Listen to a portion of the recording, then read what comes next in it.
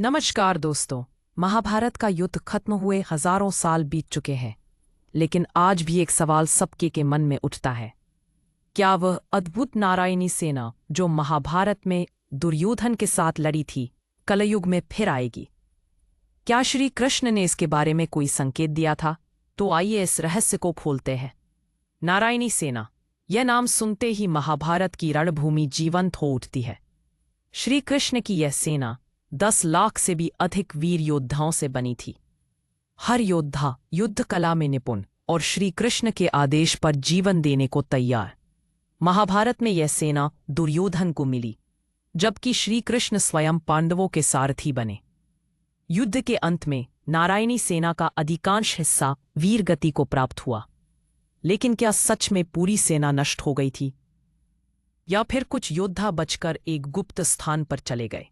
कुछ प्राचीन ग्रंथ जैसे भविष्य पुराण और कल्कि पुराण संकेत देते हैं कि कलयुग के अंत में जब अधर्म अपनी चरम सीमा पर होगा, तब भगवान विष्णु का अंतिम अवतार कल्कि प्रकट होंगे। कहा जाता है उस समय नारायणी सेना के योद्धा भी फिर से जन्म लेंगे। वे अलग अलग रूपों में अलग पर पैदा होंगे और कल के अवतार के साथ मिलकर अधर्म का नाश करेंगे।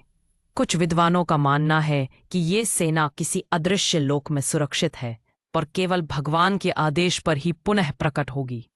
जैसे द्वापर में ये कृष्ण की थी, वैसे ही कलयुग में ये कल्कि की होगी। शास्त्र बताते हैं कि कलयुग के अंत के संकेत पहले से ही दिखाई देने लगेंगे। धर्म का पतन, सत्य की कमी, हिंसा और लोभ का बढ़ना, साधु और संतों का अपमान। ऐसे समय में दिव्य शक्तियों का प्रकट होना निश्चित है। कई लोग मानते हैं कि कुछ विशेष आत्माएं आज भी जन्म ले रही हैं, जो भविष्य में नारायणी सेना का हिस्सा बनेंगी।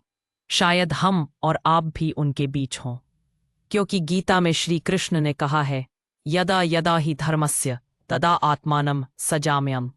जब जब धर्म संकट में होगा, मैं पुनः अवतरित होऊंगा। तो क्या नारायणी सेना कलयुग में लौटेगी? पौराणिक कथाओं और भविष्यवाणियों के अनुसार हाँ, लेकिन ये सेना हथियारों से नहीं, बल्कि धर्म, ज्ञान और सत्य की शक्ति से लड़ेगी। वो अधर्म के साम्राज्य को समाप्त करेगी और सत्य युग की नींव डालेगी।